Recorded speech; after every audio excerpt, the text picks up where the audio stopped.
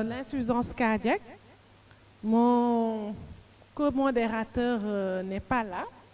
Donc, pour le moment, je vais modérer toute seule cette séance en attendant qu'il arrive.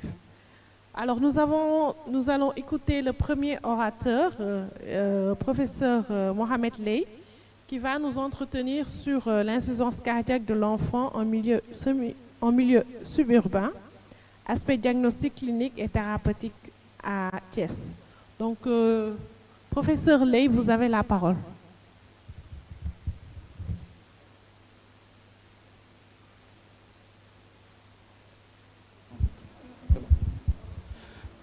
Merci Madame la Présidente.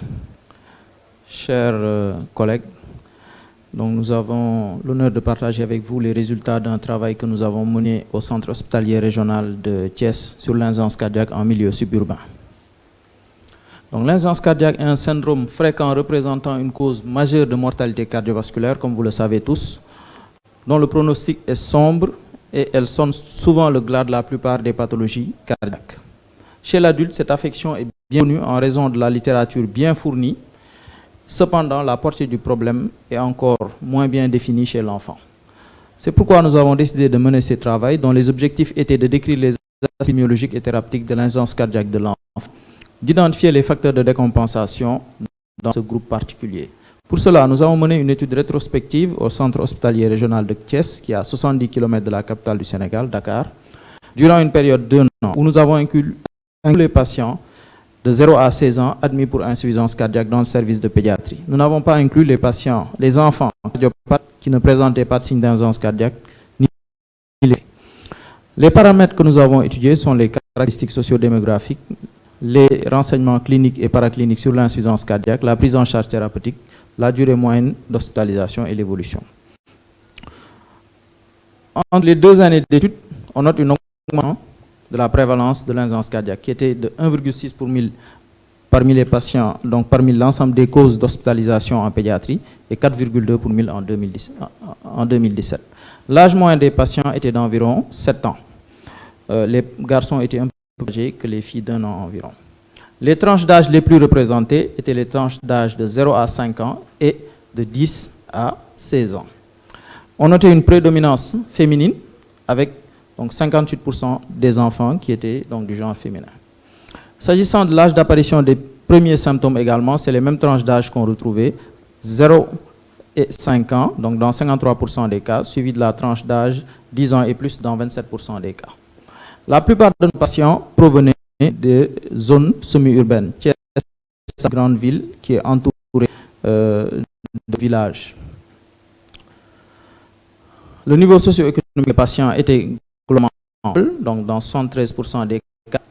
On retrouvait des antécédents de bronchiolite chez les enfants, plus de 75% des cas. Certains enfants avaient une cardiopathie qui était connue, donc 56% des cas des cardiopathies congénitales suivies pour cardiopathie congénitale et dans 38% des cas suivis pour une cardiopathie.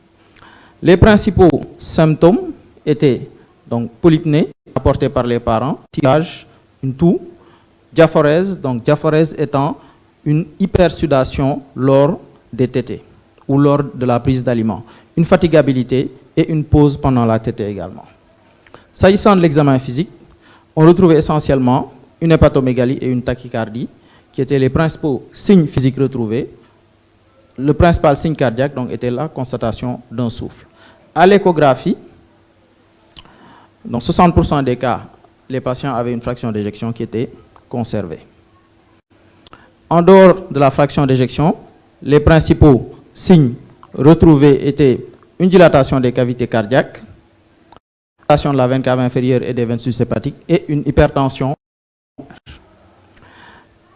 En ce qui concerne les étiologies retrouvées à l'échographie cardiaque, on notait une cardiopathie congénitale chez 47% des patients, une cardiopathie rhumatismale dans 38% des cas et qui était associée à une anémie 49% des cas.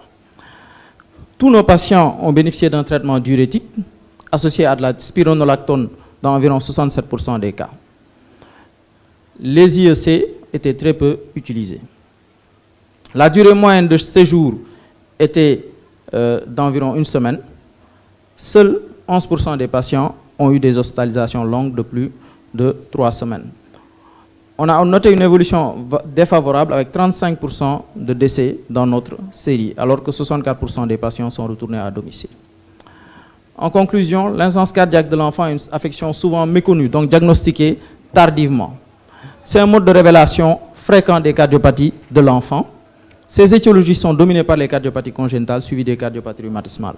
L'amélioration de son pronostic passe par un diagnostic et une prise en charge plus précoce des cardiopathies de l'enfant. Merci.